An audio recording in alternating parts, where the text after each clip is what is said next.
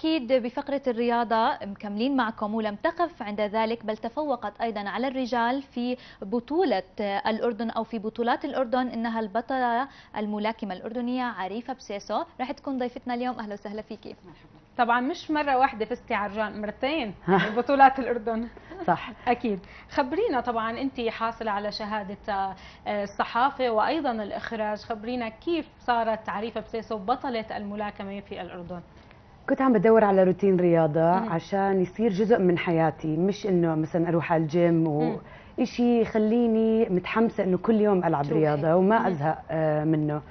فبالحظ صاحبتي اخذتني على صف فتنس بوكسينج، ومن يومها هذا الحكي بال 2008 2009 لهلا. ليش اخترتي الملاكمة تحديدا؟ هلا الصدفة هي انه صاحبتي اخذتني على صف الفتنس تبع الكيك بوكسينج. عجبني البوكسينج مش الكيك بوكسينج، ومدربي لقطني وقال يلا بدي اشتغل عليها، شاف عندي موهبه ونمى لي اياها.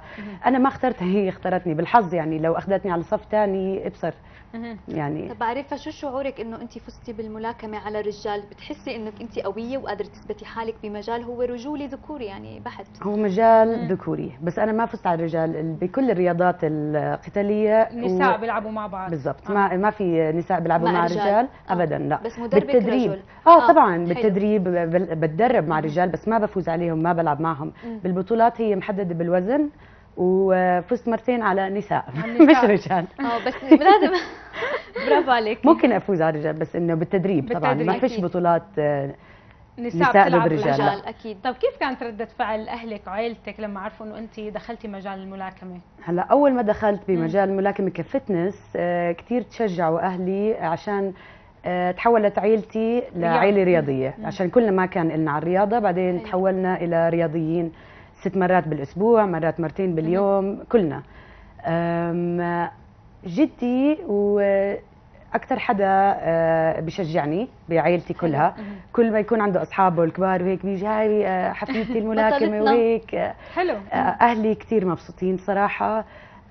اول ما بلشت، لما دخلت اول بطوله لإلي ما قلت لهم الا بعد ما فزت، عشان كان انه لو ما فزت ما بعرف اذا كان بنشر الخبر يعني. عشان انه ما عمري جربت هيك شيء. بس فزت ما صدقوا، عشان صار لي بس 3 اشهر بلعب، وكتبوا بالجريده لغايه ما حكى معهم الكوتش قال لهم عريفه فازت والله. فمن يومها صاروا اكبر مشجعين لإلي بدعموكي. شو استفدتي من الملاكمه؟ شو نمت عندك؟ شو طلعت طاقات عندك؟ قديش جانب مهم هي الملاكمه؟ الملاكمه اول شيء غيرت لي حياتي، استفدت منها كثير اشياء. اول شيء منهم الالتزام، الديسبلين بكل الفورمز من الحياه. اكثر شيء استفدت من الملاكمه هو انه كسرت لي كل الحدود اللي الواحد بحطهم لحاله او الناس بحطوهم للشخص، مقاييس. واللي هو انه اذا انا شخص مش رياضي ممكن بكم من سنه تعلمت ملاكمه وفزت بطولات، يعني ممكن انا اعمل اي شيء بدي اياه اذا بحط الجهد الكافي فيه، واذا انا بقدر اعمل يعني كل حدا بيقدر يعمل. عرفتي؟ فانه ديسبلين، ثقه بالنفس طبعا زادت. انا يعني بحظي استفدت من الملاكمه انه صرت اقدم برنامج دبل فورس. فيعني كثير استفدت منها. طبعا الدفاع عن النفس، هذا الفيزيكال اللي استفدت منها. يعني ممكن احكي برنامج كامل ايش. طبعا هناك اعتقاد سائد ان من يمارس لعبه الملاكمه او اي لعبه فنون قتاليه يكون يعني غير جميل ويكون شكله غير لائق او لا يهتم بشكله، وانت عكستي ذلك. يعني ما شاء الله عليك فتاة جميلة وتهتمي بمنظرك. شو رأيك بهي الفكرة السائدة؟ هاي الفكرة السائدة هي عن جهل، عشان الناس اللي بيتابعوا الفنون القتالية المختلطة أو الملاكمة بال 2014 العنصر النسوي فيها بيعرفوا إنه في بنات أحلى مني بمليون مرة، بديروا بالهم أكثر مني وأقوى مني. يعني عرفتي إنه يعني هلا بلكي بالوطن العربي انا عم بورجي هذا الشيء كوجه للملاكمه النسويه، بورجي انه مش شرط تكون البنت مش ما عندها عنصر او ما بتهتم بحالها الشكل الانثوي. هلا نحن العرب اصلا نهتم بحالنا دائما، فانه ملاكمه او مش. بس عارفه بالافلام دائما الاجنبيه دائما بتكون الملاكمه او كذا بتكون حلوه. تمام. وبالحقيقه بالوطن العربي بس بالوطن العربي بس بالحقيقه هلا بالام اي مثلا بنات كثير حلوين، كثير بديروا بالهم على حالهم و رياضيات يعني كثير. يعني بتنصح البنات يتعلموا ملاكمة، يدخلوا بهالمجال، يكسروا العادات والتقاليد؟ 100%. هلا انا بالنسبه لي طبعا بفهم انه المجتمع ممكن يكون متحفظ صحيح. وكسرت العادات والتقاليد، بس انا الانسان هو نتيجه البيئه اللي هو فيها. البيئه اللي انا فيها هذا ما كان إشي كتير غريب. هلا الملاكمه إشي يعني رياضه عنيفه اكيد. صحيح. يعني مش انه بنقعد مشط شعر بعض، بس المجتمع تقبل هذا الإشي عشان البنت تثبت جدارتها بالشغل، بالرياضة، بالحياة، لما تعمل مجهود وتوصل لمحلات. فلما يعني المجتمع، أنا ما تحديت مجتمع ولا إشي، بس إنه لما فزت صاروا الناس مهتمين إنه هاي عملت هيك، ليش ما بنتي تعمل هيك، ليش ما أختي تعمل هيك. شجعتي شجعت يعني وتشجعوا الناس كمان.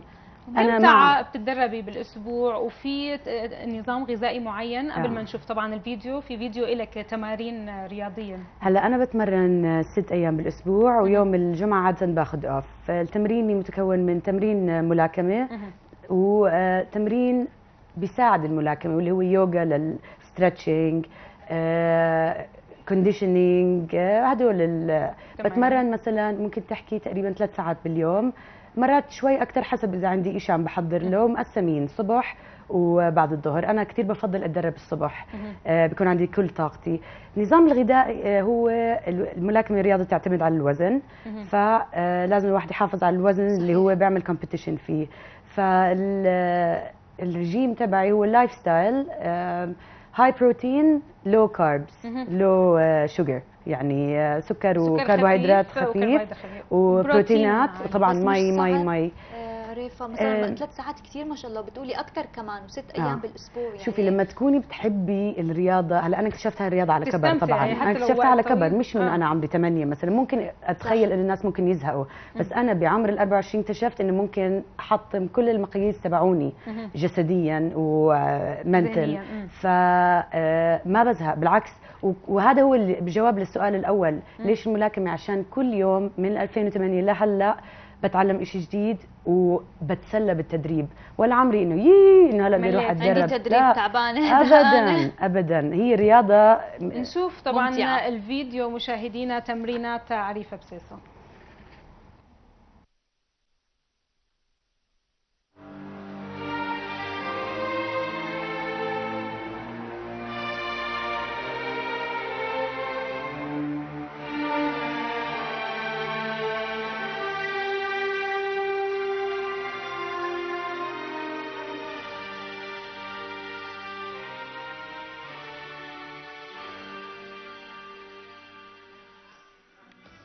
Yeah.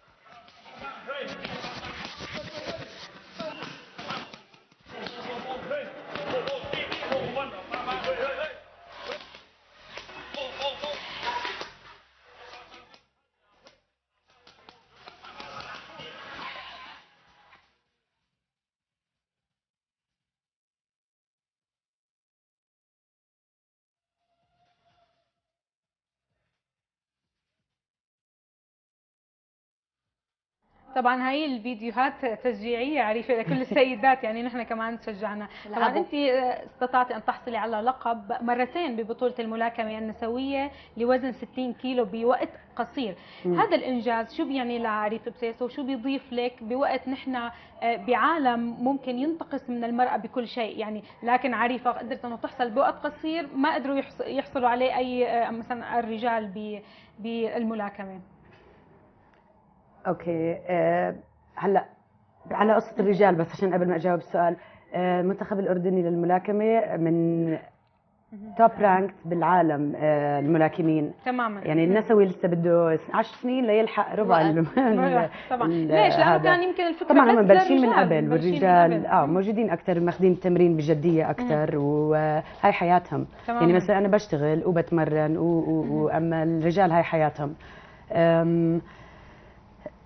نسيت ايش كان السؤال. نحكي عن انك اخذتي بوقت قصير بجائزتين يعني. اوكي هلا انا لحسن حظي هلا يمكن في بنات بالوطن العربي كانوا بيمارسوا رياضه الملاكمه قبلي، بس انا اول ما بلشت امارسها 3 اشهر بعدها صار في اول بطوله بتاريخ الاردن.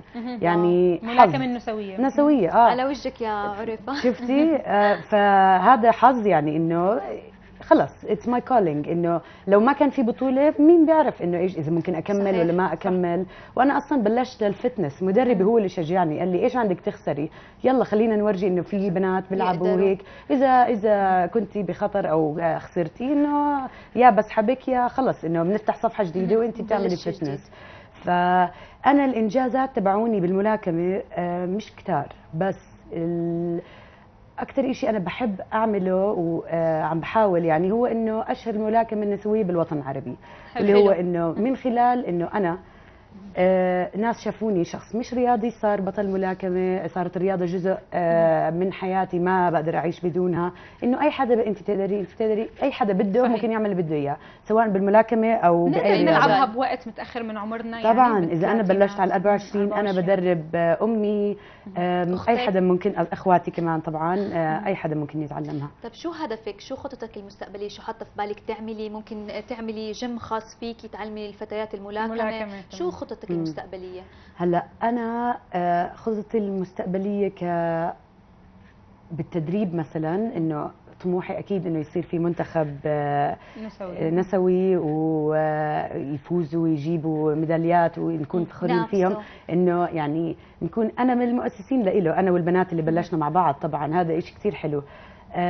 وبالنسبة لي أنا كعريفة كثير بحب إنه مثلا استقطب بنات صغار عندهم طاقة كثير وعندهم فايترز مايند، إنه أدربهم ويشوفوا. طب صعب هاد عرفة مثلا إنك يعني تنشري هاي الثقافة عند البنات الصغار وكذا، أو بتحسي إنه لسه لقدام شوي؟ هلا هذا كله بيعتمد على التربية. يعني مثلا إذا أنا بدربهم، بس الأهل هم اللي بدهم يشجعوهم اولا انه يجيبوهم لعندي او لعند اي حدا يدربهم، ثانيا يعلموهم الالتزام وانه هاي عن جد لازم يلتزموا فيها، والاهل اللي لازم يحكوا لهم انه هاي رياضه تستخدم بالجيم فقط مش بالحقيقه ولا بالمدرسه ولا طبعا المعروف عن رياضه الملاكمه او اي رياضه قتاليه اخرى تتعرض لاصابات لاي شخص. انت تعرضتي لاصابات في لعبتك؟ الحمد لله ما يعني تعرضت لاصابات بس يعني عين زرقاء من هون لهون، منخار منفوخ، دم. ما بتتوجعي عرفه مثلا بلكي كسروا لك سنك نوزك؟ هلا الحمد لله. هلا انا منخاري معمول للملاكمه. طبعا بالتدريب وبالبطولات طبعا. يعني الملاكمه هي كونتاكت سبورت، ما بتضربي على الهواء. ممكن خفيف جانب اخر. لا ما بصير ضرب حقيقي. انت طبعا ضرب حقيقي، بس بقوانين معينه، ودائما في حكم بيكون او في كوتش او دائما يعني في حدا بيراقب، مش ستريت فايت يعني. الاصابات اللي تعرضت لها هي اصابات عاديه من التمرين، يعني بلاك اي، بينزل دم من المنخار. بس انا كمان محظوظه انه منخاري من النوع اللي لما ينضرب انه ما بينكسر بسرعه. الحمد لله. في ناس بيكون الحمد لله طبعا بيكون عندهم منخارهم كله عظم، فبيكون اي ضربه او دفشه حتى مش ملاكمه ممكن ينكسر. فانا محظوظه. حلو.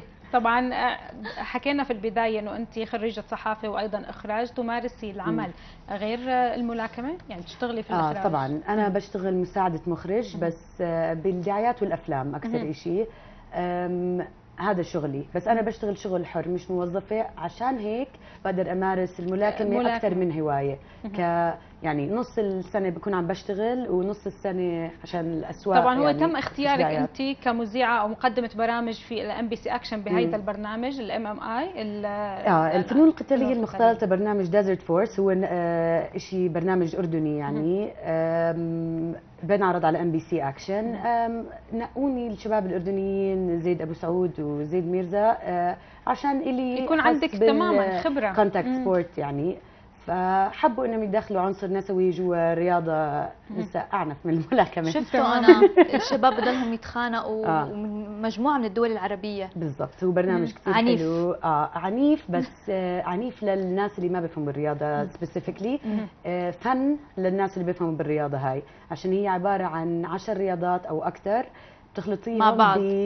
انت بحق لك تنقي اي رياضه ممكن تستخدميها باي ثانيه بدك تستخدميها، يعني هو اكثر تفكير ورياكشن. يعني هاي رياضه مذهله بالنسبه لي. مين الملاكمين اللي بتقولي انه هدول انا بحبهم او بتتابعيهم او بتحسيهم قدوه لك في عالم الملاكمه؟ قدوه لإلي في عالم الملاكمه من ناحيه الملاكمه عشاني قصيره وهيك شوي رجلي كبار. مايك تايسون طبعا هو ملاكمي المفضل. قدوة لإلي من ناحية التزامه بالتمرين كان وقتها طبعا. كفوز كبطولات أنا هلا بعمل شيء اسمه اماتشر بوكسينج، الملاكمة للهواة واللي هو اللي بيروح على الأولمبيكس. كانت الملاكمة النسوية دخلت ب 2012 أولمبياد لندن وفازت بالذهب بوزني ملاكمة 60. من ايرلند 60 اسمها كيتي تايلر. هاي صار لها 11 سنة بتلعب ملاكمة، وهي مثلي الاعلى بالملاكمه عشانها وصلت للي بدها اياه وفازت اولمبياد. تتذكري نسيم حميد اليمني؟ طبعا. وين اختفى؟ نسيم حميد شوي نصحان هلا. كان زمان عن الشكل شيء مهم. الشكل بيتعلق بلعبه الملاكمه؟ الشكل الجسم يعني تماما. هلا الملاكمه هي من الرياضات اللي بتخلي الواحد يشغل عقله لرجليه. يعني وانت عم تلعبي تشغلي عقلك، تشغلي ايديكي، بايسبس، ترايسبس، معدتك لازم دائما تكون شاده تلقي الضربات، رجلين عشان يحملوه، والكالبس طبعا. فهاي الرياضه لما احكي بتعملي كل هدول، وجزء من الاحماء هو نط الحبل والركض وتمرين قاسي وفي اوزان، زائد الملاكمه يساوي الجسم المثالي. هلا انا شوي بالاوف سيزون فما عم بعرض الجسم المثالي. بس الشهر الجاي ممكن امر عليكم اورجيكم. اكيد.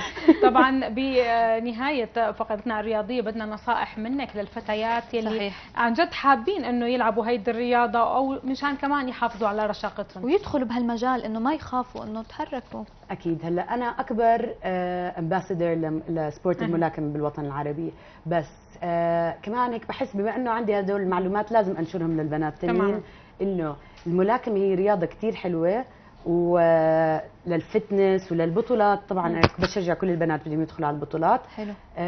والدفاع عن النفس، بس اكثر رياضه انا بنظري بتفيد للدفاع عن النفس. بهاي الايام ضروري كل بنت تعرف تدافع عن حالها. صحيح.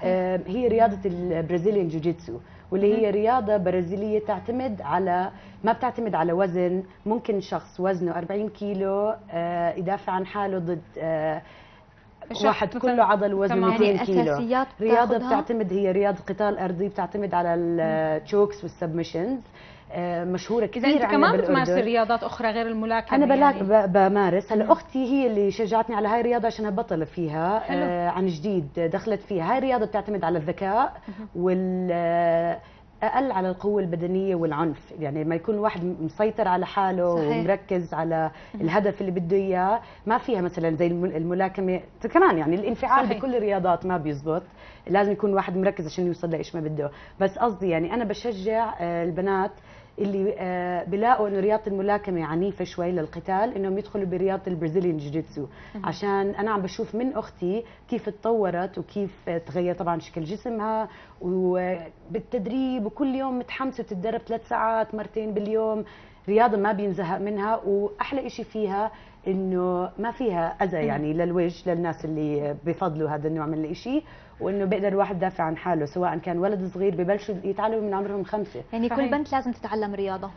طبعا كل بنت، كل ولد، كل طبعا حدا. بعالم التصوير والدراما وعالم الفن دائما في بعض الافلام العربيه تحديدا الممثله تحتاج الى دوبلير عنها لتقوم اذا كان دورها له علاقه في الرياضه او في الملاكمه او اي شيء قتال. الاجنبي ممكن تكون الصبيه بتلعب الرياضه او بس بالغالب بيحطوا حدا، بس عاده نحن بيخافوا على حالهم تماما بيعملوا دوبلير للفنان. لكن وجود فتيات بيلعبوا ملاكمه مثل حضرتك ويعني شكل لطيف وجميل ان تصبح فنانه بهذا الموضوع. يعني اعملي فيلم ملاكمه تماما. يعني ممكن الواحد يعمل فيلم عربي او مسلسل فيه هي الشخصيه. صح.